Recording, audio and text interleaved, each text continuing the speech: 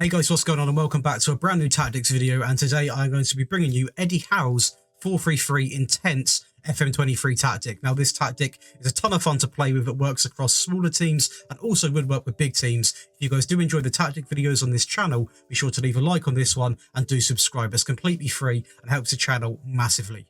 So we're going to be testing with 3 teams from Eddie Howe's previous experience and his current side, and the first one is going to be Burnley in what was a very comfortable championship season. Obviously one of the favourites to go up and are actually doing really well in real life at the moment as well. We managed to score 94 goals and also only conceded 26, which is very impressive and very happy. Like I said, Burnley are a very strong team in the championship, but still to be winning it by that amount of points is very good to see.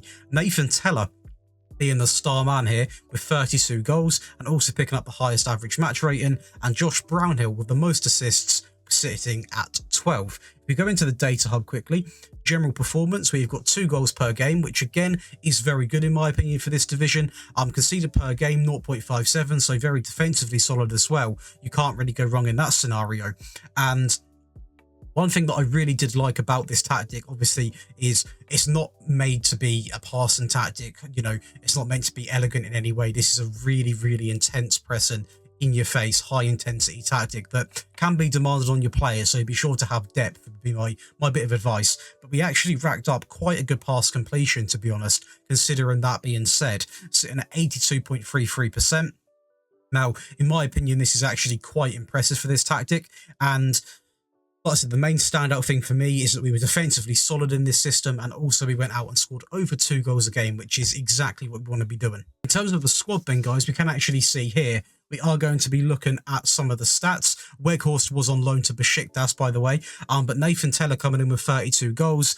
We then have, I'm not even going to try and say that name because I will butcher it, coming in with 13 goals, 12 coming in from Twine, and I'm not going to say that name as well because I will butcher it. Ashley Bone coming in with 7, and then it does drop off a little bit. We've got 6 or 5, a few 4s. In terms of assists, we've got 12 coming in for Brownhill, Twine with 11, and Darko coming in with 10 assists, 8 coming in for Jack Cork, Charlie Taylor with 6, Vitinho coming in with 6 as well. This is one play, you know, which I did genuinely think was going to be a really big thing when he first comes to Burnley. Now, I know obviously they did go down, but I did think he was really going to be a standout player.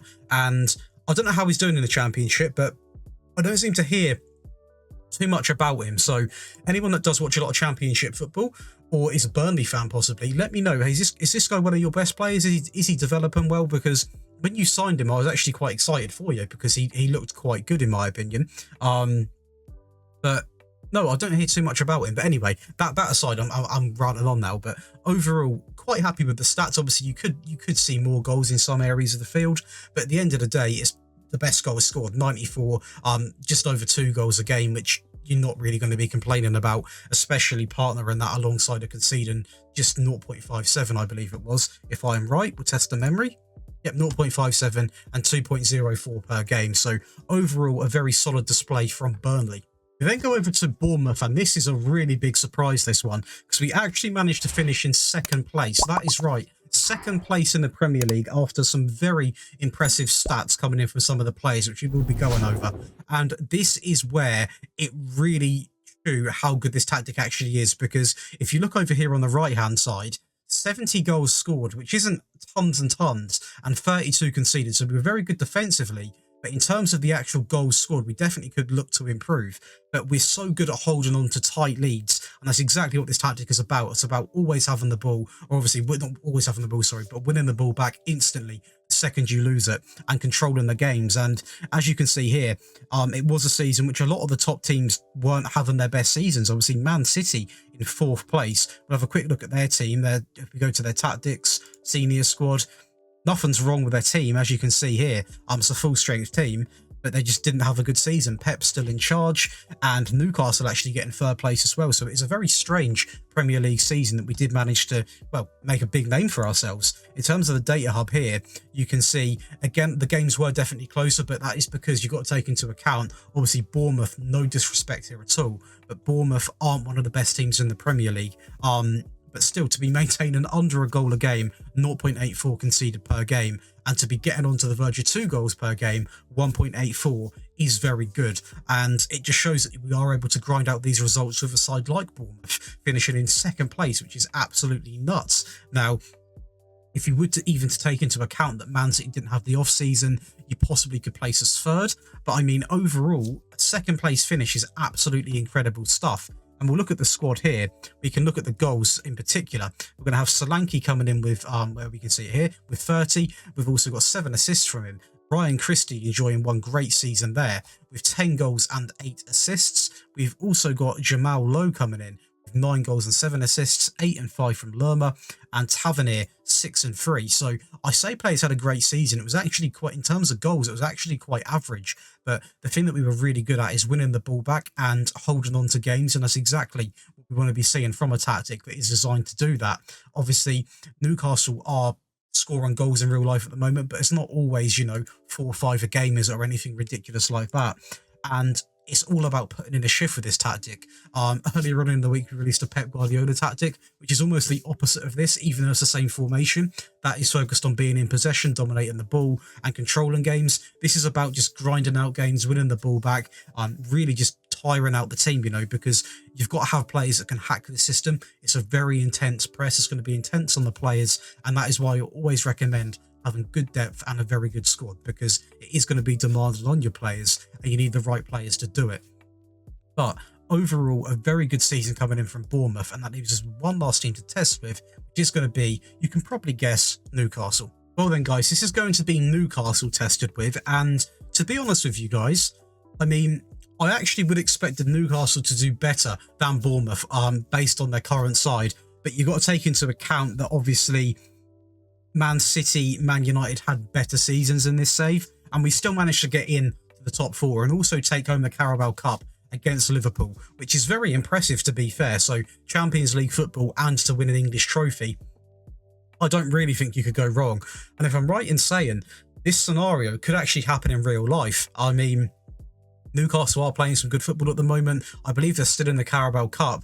Obviously, I believe United are in it as well, so it could be quite a tough game if they do match up in the final or whatever. But I mean, this could be a scenario we see. And this could even be the top 4 that we see in real life, to be honest. Maybe not Liverpool. Maybe, no. We'll eliminate that. No disrespect to Liverpool fans, but you're not enjoying the best season at the moment. But anyway, we'll go back to the testing, as that is what we're here to do. 94 goals scored, the 4th best at conceding. So we let in a few goals, but not a ridiculous amount, fairly accurate.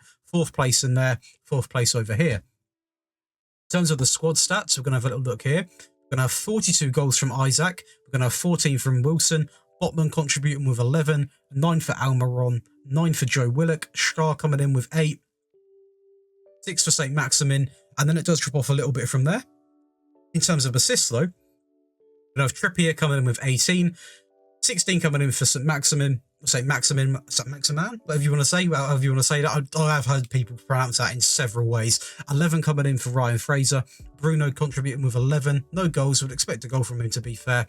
10 for Almiron, Target coming in with 9, 7 for Joe Willock, Joe Linton coming in with 3 assists and a goal for the season. So overall, again, it's a very similar pattern. Obviously, it's not a ridiculous high-scoring tactic. That's why it's not described as that. But it will get you enough goals to win games, as you can see. Going to the data hub here, this was actually probably, I think, the best performing one. I mean, 2.47 goals per game, still under a goal conceded per game in the Premier League with a team which, now, I'm going to be careful how I word this. It's a very good team in the Premier League, but in this game, obviously, it's not going to be the best purely based off the attributes in terms of the players. Now, if you guys do a Newcastle save, you spend money, you strengthen, you're probably going to smash these stats out the park. But we do always use the current side they have. I don't make signings because then it doesn't really give you an accurate result on the tactic itself.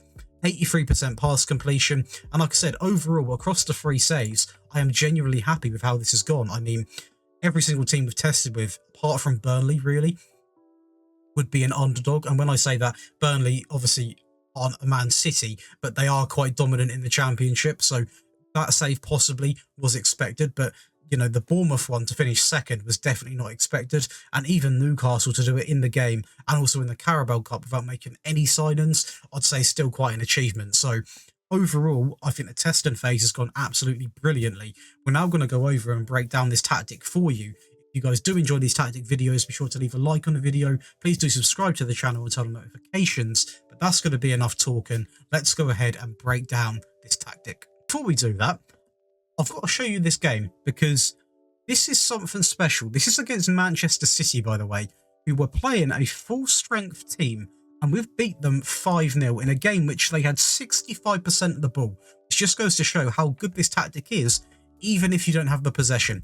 A 5-0 win against Manchester City. Now, we were at home, but to be beaten Man City by 5, I need to see some of these goals. Let's have a little look then. We're going to go with the TV point of view. Trippier into Joe Linton. It was quite a powerful header. Ederson sort of parried into a danger area where Isaac does get the goal. We then go again here. It's a good little bit of press there to win it back. Into Joe Willock, into Target.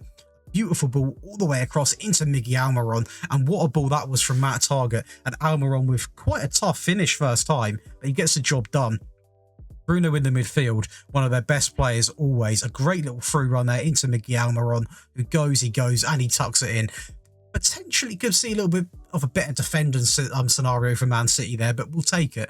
Trippier with the ball in from the corner, and it's a direct corner right into Botman, who obviously picked up quite a few goals this season from set pieces. We go again here with Trippier, a ball in the box into Isaac, who wins the flick on, backstick into Botman, and that's already 2 goals for Botman in one game against Man City, of all people. So a very, very dominant game against Man City in terms of goals, obviously, and XG, to be honest. It was just the possession they had, but overall, a very, very good game. As you can see some of the results here.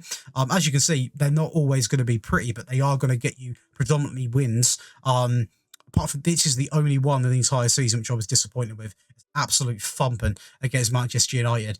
But overall, we're pulling results against really good sides here. A point against Arsenal, a win against Tottenham. That was a loss against Chelsea. But overall, Liverpool 3-1. But overall, you know, with a team which predominantly is quite average in terms of FM, without signing any players, it done really well, and I'm really happy with how this is done. Sorry, with how this has gone. So let's go ahead now. After we watched that game, I wasn't even going to show any highlights, but when I saw that a 5-0 win, I was like, I've got to show you guys that. But let's break down this tactic. So this is Eddie Howe's intense 4-3-3. Now this tactic in itself is going to be very physically demanding on players. So my piece of advice would be to have the right training in place, have good squad depth, and be prepared to pick up the occasional injury here and there, because it is a very intense style. Now, you don't have to play with this intensity the whole game. My piece of advice would be to go into this game, go into every game with exactly how you're going to download this tactic, and then tweak it as you play your game. So if you go a couple of goals up early, lower the intensity so it's not as demanding constantly for your players. But anyway, let's get into it. So it's a positive mentality in possession, fairly wide, focus play down the left and the right, mixed crosses, slightly shorter, a higher tempo as to be explained, run at defence, and that is going to be that section done.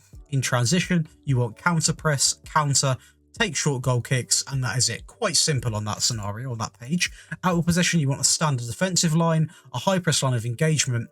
More often, I did have it set to much more often, but that was too much on the players. I mean, that was a ridiculous amount of injuries coming in. Prevent short goalkeeper distribution and get stuck in. And again, if you want to prevent bookings, you can look to get stuck in, take it off, and that should help massively in that case. But overall, that is a big part of this system. You know, it's an aggressive style. You know, I don't want to compare the managers because obviously, you know, it's a little bit disrespectful to Klopp, but it is a very similar style in the fact that it is aggressive, it is in your face, and it is very demanding. But it does get results, you know. It gives the other team very little time on the ball. It gives them little time to think because you're constantly at them trying to win the ball back. But let's break down the player roles then. So we're going to start off with a sweeper keeper on defend with no instructions. Very simple, nice and basic, just how we like it. The right back is going to be a wing back on support, run wide with the ball and get further forwards. The left back is going to be exactly the same, so I'm only going to show you one. The fullbacks do play a little bit of a role in this tactic, but not as much as some of the tactics that we do release. So, for example, the Pep one, obviously they were really involved in the passing. But anyway, back to this. 2 defenders. We're going to have a central defender on defend, shoot less often, dribble less and hold position, and a ball-playing defender on take more risks and hold position. We then go over to the 3 in midfield. We've got a deep line playmaker on support, shoot less often, take more risks and hold position. On the right-hand side, we've got a box-to-box on support, run wide with the ball, get further forward, stay wider and run from position. On the left hand side, we've got a Metzala on support. Now, if you're chasing a game for some reason, feel free to change this to attack. Possibly even, have an automatic centre mid next to him as well. This is how it does line up originally. And Metzala on support, run wide with the ball, get further forwards, stay wider, move into channels and roam from position. Then the last three on the left hand side, you're going to have an inverted winger on attack, stay wider, dribble more, cut inside with the ball and get further forwards. On the right hand side is going to be an inside forwards on attack, stay wider, dribble more, cut inside with the ball, take more risks, cross less often and get further forwards. And the striker is going to be a pressing forwards on attack, move into channels, close down more and tackle harder. But guys, that is going to be the Eddie Howe tactic broken down. It was a highly requested one. If you guys do want to see one of your suggestions be made into a video, be sure to leave a comment and we will vote whether it makes it or not. But please do leave a comment, subscribe to the channel because it's completely free. And another little thing guys as well, if you do want to stay more in touch, be sure to follow my social medias that can be found in the bio. But that is going to be it for today guys. I hope you guys have enjoyed it. If you have, be sure to also leave a like. That is it. I'll see you in the next video.